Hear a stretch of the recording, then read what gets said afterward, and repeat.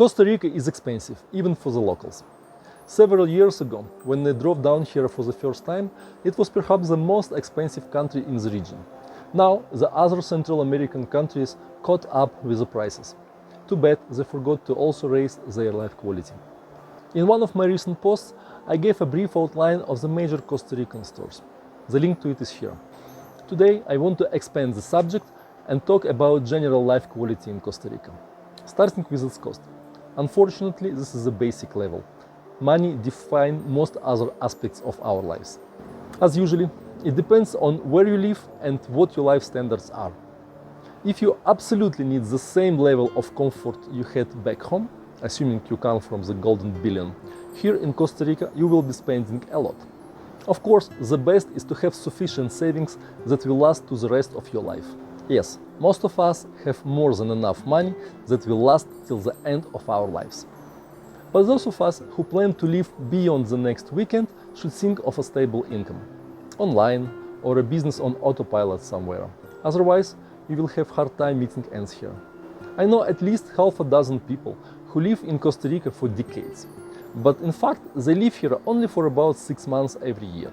For the next half of each year, they go back to their countries to earn money for the next 6 months in Costa Rica. Because again, Costa Rica is very expensive. You can get here everything, buy or order online, cars, appliances, even food from other countries. But any mail order will cost you double or more than what you would pay for it in the States. I'm sorry, I'm not familiar with the current European prices, so I will be referring to the US dollars, especially since they are widely accepted all over Costa Rica, unlike in some other Central American countries. Let's talk about housing. Ironically, this expense item can be quite inexpensive here. But let's start with the high end. Naturally, the most expensive would be a standalone manoir with an ocean view and a helipad. Not like $120,000 a month, like in Malibu, California, but still. Not many people consider this option, so there is no point talking about it. Many wealthy expats and locals live in gated communities. For some reason, they are called condominiums here. Don't ask me why. These communities offer a fancy lifestyle status with 24/7 security, pools, parks, gyms, shops and other perks, sort of all-inclusive housing. One notch down would be houses and apartments for rent. The cost depends on the size and location of the property, of course. The capital city, San Jose, has the highest rental prices, also of course. I personally don't understand why would somebody move to such a beautiful country as Costa Rica just to live here in an urban area. If you absolutely need to stay in a city with all its pollutions, noise, smoke, scrambled energy, high crime rate and everything else, it would be wiser to stay back in your country once in a while visiting Costa Rica or some other sunny destination. Air pollution is another problem in Costa Rica. Cars are very expensive here, and many locals don't let their vehicles retire, constantly fixing or patching everything they can. Thousands of overused, poorly maintained vehicles in Costa Rica constantly emit tons, literally, of smoke. Black, blue, gray, white, yellow, depending on the vehicle's terminal illness. And nobody here seems to care. Not the locals, not the police, nor the environmental organizations. Which brings us to an alternative option, living in the rural area. This is where I live right now, and in the forest, where I'm building a retreat center. Later about it. As soon as I moved to Costa Rica, I fulfilled my oldest dream, never to live in a city. I don't and will never again. I already lived in several Costa Rican locations, always in or in between small villages. And I never paid more than $300 for monthly rent, even when it was a huge 4-bedroom house with an orchard. Costa Rican countryside is super safe.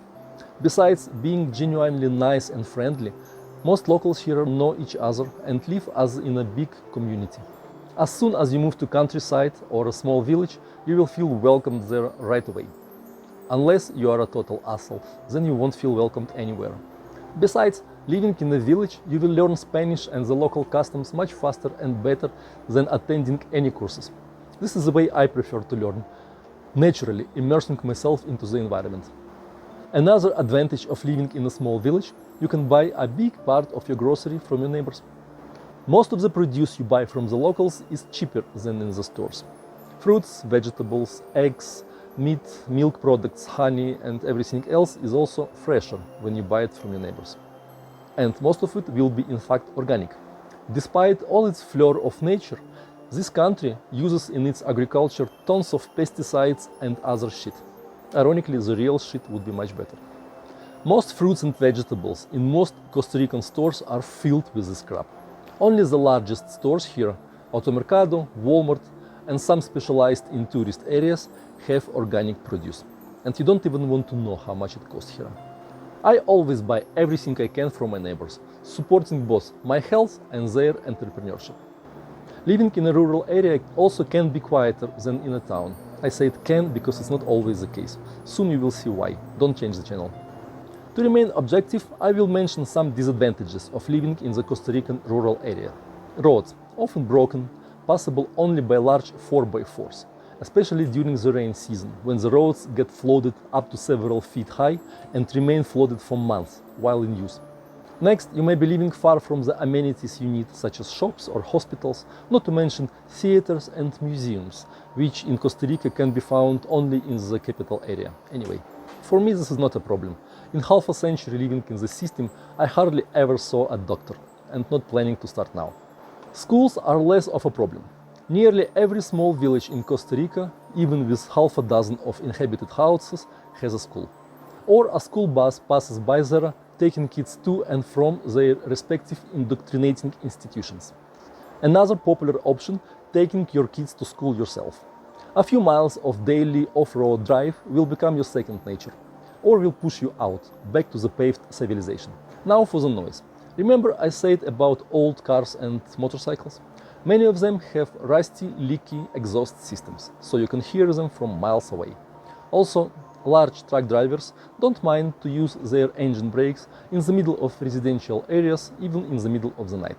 Finally, if your neighbors live less than a half a mile away from your house, you will be listening to their dogs 24/7, even if you don't want to. Almost every household in Costa Rica has 2-3 dogs, sometimes more. All of them constantly bark, day and night. The dogs may be bored, scared, chasing away coyotes, plain stupid, or just learn this nasty habit from their elders. If you are not bothered by this, good for you, just beware. By the way, in San Jose or in any other town, this problem is even worse, when the neighbor dogs bark all night right behind the wall. Now, where to settle down in Costa Rica? Some people love this country, others hate it, and all in between. So do listen to the opinions of others, but the final decision should be yours. This pertains to nearly everything in life. Most experiences you have to go through yourself. No matter what others say about this or that, one place or another, your perception of it will be different.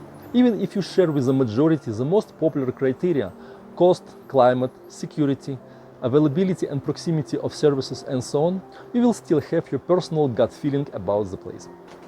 Listen to it. You can ask people about their opinions, but the final choice should be yours. The best, how I do it, is to drive around the country, stopping at every interesting place for a day or two, listening to your feelings. If you like some particular place, stay there longer for a few weeks. Again, listen to your gut feelings. Something you cannot put your finger on, in the long run it will be the most important factor in choosing the place to live and feeling comfortable there, not the proximity of a pharmacy or a supermarket. Having chosen a place to live, go there again about half a year later and spend there again several days or several weeks. The climate there will be totally different. Only then, if you still like it, consider settling down there. There is a lot more I can say about living in Costa Rica, and I will in the future posts. Subscribe to this channel not to miss it, and ask me questions, preferably tricky ones. Pura vida!